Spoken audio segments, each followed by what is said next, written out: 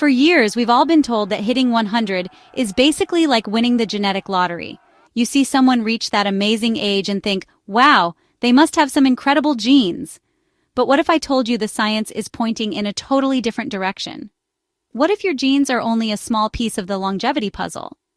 I recently interviewed a longevity doctor whose career has involved sifting through the science to determine what's real and what's just noise. And the biggest truth I've found is that the secrets to a long, healthy life aren't hiding in some fancy clinic or complicated biohack. They're actually surprisingly simple, ancient habits that anyone, and I really do mean anyone, can start doing today. We're all drowning in conflicting advice. Eat this, don't eat that, work out this way, not that way. It's confusing, and it makes healthy living feel way too complicated. The truth is much simpler. So in this video, I'm going to cut through the clutter. I'm going to share the 5 core pillars of longevity, a practical guide based on how the world's healthiest, longest-living people actually live their lives. These aren't just theories, they're habits backed by solid science that are proven to help people live well past 100. So, if you're ready to stop guessing and start building a longer, healthier life, you're in the right place. Before we delve into the how, let's dismantle the most significant mental block most of us have about aging, the notion that it's all predetermined for us. We see our parents or grandparents deal with health problems, and we assume, well, that's my future too. The notion that our genes determine our destiny is one of the biggest things holding us back. But the science tells a very different story. While your genes play a role, it's estimated that around 70 to 80% of your health and longevity are influenced by lifestyle and environment. Just think about that for a second. The vast majority of how you age is actually in your hands. It's not about having perfect genes, it's about giving the genes you need to make the proper choices through your daily actions. A healthy lifestyle can offset the impact of lifespan-shortening genetics by more than 60%. Think of your DNA like the hardware in a computer. It's the powerful machine you're given. But your lifestyle, what you eat, how you move, your stress, your friends, that's the software you run on it. You can't change the hardware you were born with, but you have incredible power to upgrade your software every single day. This isn't just wishful thinking. It's a reality we see in communities around the world known as blue zones, places like Okinawa, Japan, and Sardinia, Italy, where people regularly live to 100 in amazing health. These folks don't have magically better genes than the rest of us. What they have are cultures and daily routines that make healthy choices the easy choices. They don't to live a long time. Their normal, everyday life is a blueprint for it. The problem today is that we've engineered a modern life that often works against our biology. We've made convenience king, and in the process, we've made it easy to sit all day, eat junk food, and feel disconnected from our surroundings. The fix isn't some magic pill to fight this. It's about consciously reestablishing the fundamental habits our bodies were designed for. So let's get started. I'm going to break it all down into 5 pillars. These aren't a bunch of complicated rules. They're simple principles that, when you do them consistently, work together to add not just years to your life, but more importantly, life to your years. First up is the pillar that may cause the most confusion: diet. We're hit with a new fad diet every week, each one claiming it's the only way. But when you actually look at what centenarians eat, you find it's not about a strict, miserable diet at all. It's about a consistent pattern of eating. What is it? The foundation of a longevity diet is simple. Eat a wide variety of plants.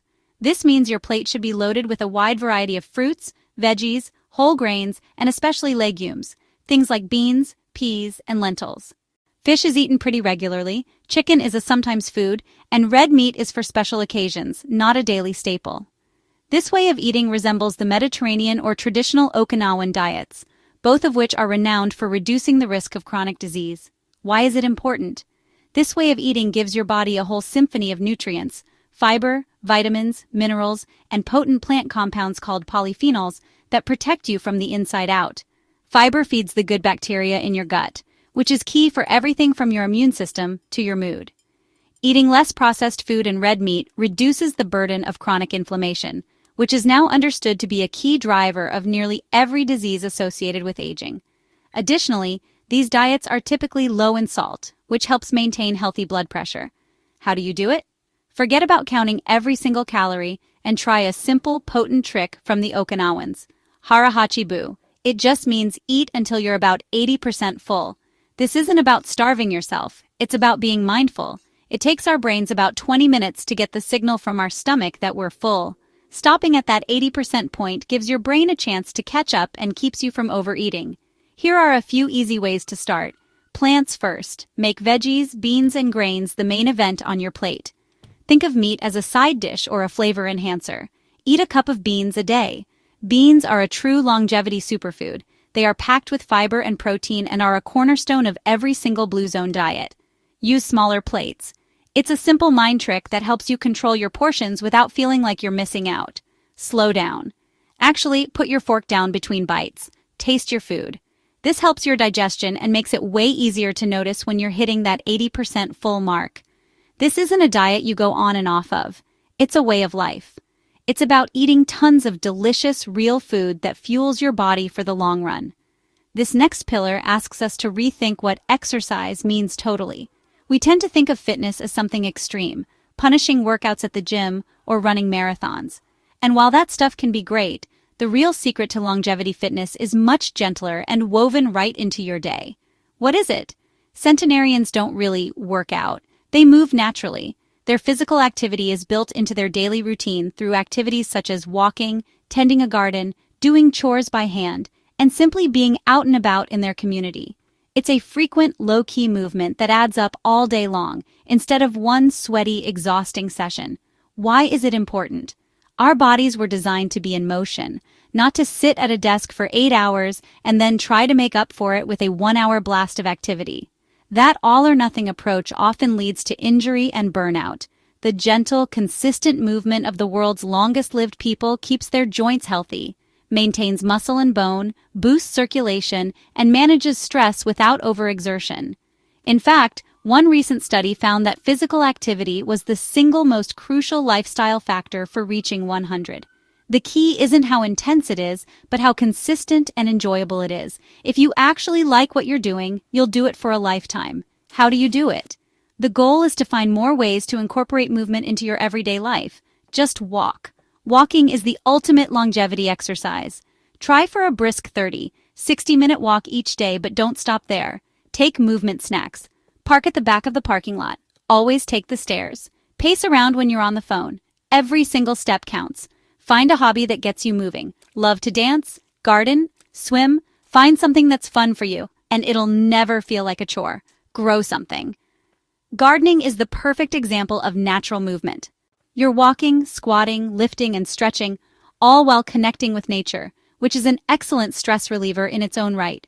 Do chores the old-fashioned way. Rake leaves instead of using a blower. Wash the dishes by hand. These little things add up. Essentially, set up your life to encourage you to move more. Put the TV remote across the room. Set a timer to get up and stretch every hour. Make moving a natural, unconscious part of your day, just like breathing.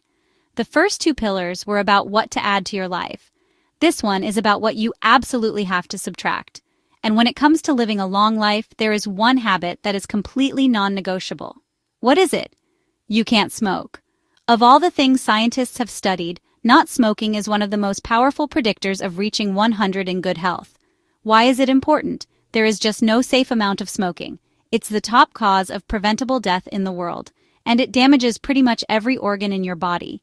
It speeds up aging right down to the cellular level, and it's a direct cause of heart disease, cancer, and lung disease. Quitting smoking is the single most significant health upgrade anyone can make. Studies have shown that people who quit by age 35 can add up to 8.5 years to their lives. Even quitting in your 60s can give you nearly 4 years back. It is truly never too late. How do you do it? This is pretty straightforward. If you smoke, every bit of effort should go toward quitting. Consult your doctor, join a support group, and utilize every available resource. If you don't smoke, don't ever start. Now, what about alcohol? This is where it gets a little more nuanced. Some people in blue zones indeed drink alcohol moderately, typically a small glass or two of red wine with meals and in the company of friends. But they didn't start drinking for their health. The latest science is pretty clear that no amount of alcohol is truly risk-free. The centenarians who do drink do it in moderation, and plenty of them don't drink at all. So the takeaway is this: don't start drinking thinking it's a health move. If you already drink, maintaining a moderate level is absolutely key. However, the unbreakable rule of this pillar is to avoid tobacco. It's the one thing you can subtract from your life that will give you the most significant addition. So far, we've discussed the physical aspects, eating and moving. However, this fourth pillar is just as important, and it all takes place inside your head. A long life isn't just about a healthy body, it's about having a resilient, purposeful mind. This pillar encompasses two interconnected aspects: managing stress effectively and cultivating a strong sense of purpose. Centenarians aren't people with no stress in their lives. They're people who have built-in daily routines to let go of it. And just as important, they have a reason to get up in the morning. In Okinawa, it is called ikigai, and in Costa Rica, it is referred to as a plan de vida. It all translates to the same thing, a reason for being. Chronic stress is like a slow poison. It floods your body with hormones like cortisol that over time lead to high blood pressure, a weak immune system, and a higher risk of heart disease and dementia. Learning to manage stress isn't a luxury, it's a basic survival skill. A sense of purpose is the best antidote to stress and is a huge motivator for healthy habits. When you have a why, it guides your choices. Research indicates that individuals with a positive outlook and a strong sense of purpose tend to live longer, remain more active, and have a stronger immune system. Your mindset literally drives your health. How do you do it? Build in stress-shedding moments. This doesn't have to be an hour of meditation. It could be a short nap, like they take in Ikaria. It could be a moment of prayer or a moment of gratitude each day. It could be spending time in nature, listening to music, or just laughing with friends. The idea is to identify small, consistent things that help calm your nervous system. Find your why. This is a personal journey. What makes you excited to get out of bed? It could be your family, a hobby you're passionate about, volunteering, or a love of learning. Take some time to think about what really matters to you. It doesn't have to be some grand plan to change the world. Your purpose could be being the best grandparent you can be or growing a beautiful garden. That sense of meaning is a powerful tool for longevity. Your mind can be your best friend or your worst enemy on the road to 100. By learning to manage stress and discovering your purpose, you're essentially activating your body's own internal pharmacy for a long and healthy life. The fifth and final pillar might be the one we forget about most in our modern world, but it's the thread that ties all the others together. You can live a long and healthy life, but you need the support and connection of others to achieve this. This pillar is all about building and maintaining strong, real-life social connections. This means deep bonds with family, a close circle of friends you can count on, and being part of a community. We are wired to be social. Research has shown that being lonely and socially isolated can be as bad for your health as smoking 15 cigarettes a day. In every blue zone, social connection isn't just a nice to have, it's the center of everything.